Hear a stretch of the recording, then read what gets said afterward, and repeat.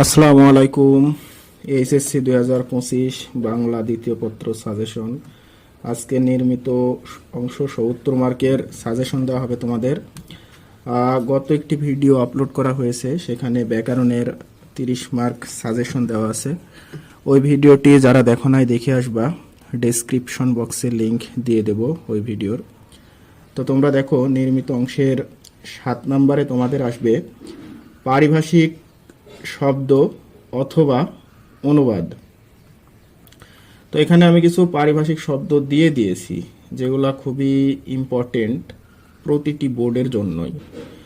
এগুলা তোমরা খুব মনোযোগ দিয়ে দেখবা এবং শুধু এগুলো দেখলেই হবে না, এর সাথে তোমাদের যে বোর্ড প্রশ্ন আছে পারিভাষিকের, সেগুলো অনুসরণ করতে হবে। 2016 থেকে 2024 সাল পর্যন্ত যতগুলা এসেছে সবগুলাই খুব মন দিয়ে দেখতে হবে, তাহলে 10টায় তোমরা কমন পাবা। আর অথবা অনুবাদ তোমরা লিখতে পারো, অনুবাদ এটাও বোর্ড প্রশ্ন অনুসরণ করবা 2016 থেকে 2024 পর্যন্ত। 8 নাম্বার দিনলিপি। 8 নম্বরে দিনলিপি আসবে অথবা প্রতিবেদন আসবে। এই দুইটার মধ্যে তোমরা যে যেটা পারো উত্তর করবে। যদি দিনলিপি অ্যান্সার করো, কিছু আমি ইম্পর্টেন্ট দিনলিপি দিয়ে দিয়েছি, এগুলা দেখে যাবা। যেমন কলেজের প্রথম দিনের অনুভূতির নিয়ে দিনলিপি লিখো, মাধ্যমিক পরীক্ষার ফল প্রকাশ নিয়ে দিনলিপি, বিজয় দিবস নজরুল জয়ন্তী উদযাপন দিবস উপলক্ষে দিনলিপি, পহেলা বৈশাখ নবীন বরণ গ্রাম্য মেলা মুক্তিযুদ্ধের দিনলিপি, যানজট সড়ক দুর্ঘটনার দিনলিপি, শিক্ষা সফর ভ্রমণ বর্ণনা এবং আজ তোমার জন্মদিন এ বিষয়ের উপর দিনলিপি। টোটাল 10টি দিনলিপি দেওয়া হয়েছে, এগুলা দেখে যেও, ইনশাল্লাহ এর মধ্যেই কমন পড়বে।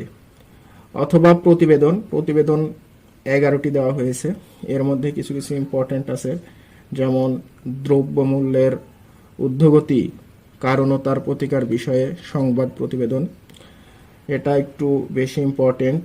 তারপরে সাম্প্রতিক বিষয় জুলাই বিপ্লব শিরোনাম, এটাও অনেক বেশি ইম্পর্টেন্ট। তো এখানে যে মোট 11টি প্রতিবেদন দেওয়া হয়েছে, এই সবগুলোই তোমরা দেখে যাবা, যেন লিখতে পারো। এরকম একটি সুন্দর ধারণা নিয়ে যাবা, বুঝে বুঝে পড়বা। এরপরে 9 নাম্বার। 9 নম্বরে তোমরা জানো তোমাদের ইমেইল অথবা আবেদনপত্র আসে, এই দুইটার মধ্যে যে কোনো একটা উত্তর করতে হয়। এখানে টোটাল 12টি ইমেল দেওয়া হয়েছে। এই 12টি ইমেল তোমরা যদি পড়ো, তাহলে এর মধ্যেই কমন পাবা। আর ইমেল যে কোনো একটি যদি ভালো করে শিখো, তাহলে যে কোনো টপিকের ইমেল আসলেই তোমরা লিখতে পারবা ওই নিয়ম অনুসারে। তো তোমাদের প্রতি সাজেশন, ইমেল নিয়মের যে নিয়মটি, এটি খুব ভালোভাবে তোমরা শিখবা। আর কেউ যদি ইমেল না লিখো, তাহলে আবেদনপত্র লিখবা। আবেদনপত্র এখানে টোটাল 8টি দিয়েছি। আশা করা যায় এই 8টি টপিকের বাইরে কোশ্চিন হবে না। আবেদনপত্র এই 8টি টপিকের মধ্যেই একটি আসবে। তো এই 8টি টপিক তোমরা ভালোভাবে পড়বা। আবেদনপত্রও সেম একটি নির্দিষ্ট নিয়ম আছে, ওই নিয়ম অনুসরণ করে যে কোনো টপিকে তোমরা লিখতে পারবা। এরপরে ভাব সম্প্রসারণ। 10 নম্বরে তোমরা জানো ভাব সম্প্রসারণ আসবেই, আর এর সাথে সারাংশ অথবা সারমর্ম, এই দুইটার মধ্যে যে কোনো একটি আসবে। তো এখানে ভাব সম্প্রসারণ খুবই গুরুত্বের সাথে পড়তে হবে। এখানে টোটাল 14টি ভাব সম্প্রসারণ দেওয়া আছে, এই 14টি পড়তে হবে, মিস দেওয়া যাবে না। এই 14টি most important, very very important, এগুলো সবগুলোই 100%, এই 14টাই পড়বা। আর সারাংশ ও সারমর্ম এই দুইটার মধ্যে যে কোনো একটা আসবে। ভাব সম্প্রসারণ মাস্ট আসবে এবং এর সাথে সারাংশ অথবা সারমর্ম এই দুইটার মধ্যে যে কোনো একটা আসবে। তো সারাংশও খুব বেছে বেছে রিসার্চ করে দেওয়া হয়েছে 10টি, এই 10টি পড়ে যাবা। এখানে তোমরা মিলাই নেবা বইয়ের সাথে। আমি সংক্ষিপ্তভাবে লিখে দিয়েছি, যেমন আজকের দুনিয়াটা, তারপর ডট ডট দিয়ে সিঁড়িটা না খুঁজলেই নয়, এরকমভাবে সংক্ষিপ্তভাবে লিখে দিয়েছি। এগুলো তোমরা বইয়ের সাথে মিলিয়ে নিবা, মিলিয়ে এই 10টি সুন্দরভাবে পড়ে যাবা। আর এর সাথে সেম সারমর্ম দেওয়া হয়েছে 8টি টোটাল, এই 8টিও সংক্ষিপ্ত আকারে এখানে লেখা হয়েছে। এগুলাও তোমরা বইয়ের সাথে সুন্দরভাবে মিলাই এই 8টা পড়ে যাবা। এরপরে 11 নম্বরে আসে কি সংলাপ অথবা খুদে গল্প। তো এখানে সংলাপ এবং খুদে গল্প এই দুইটার মধ্যে সংলাপ মোটামুটি কমন আসে। সংলাপ টোটাল এখানে 12টা দেওয়া হয়েছে।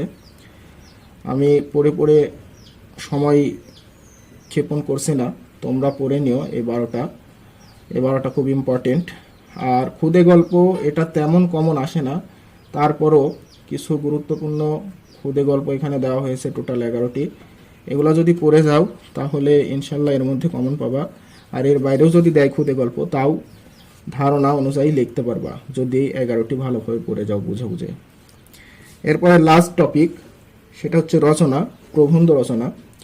তো প্রবন্ধ রচনার ক্ষেত্রে অনেক টপিক আছে, সব টপিক থেকে টোটাল বেছে বেছে এখানে 12টি অন্তর্ভুক্ত করা হয়েছে রচনা।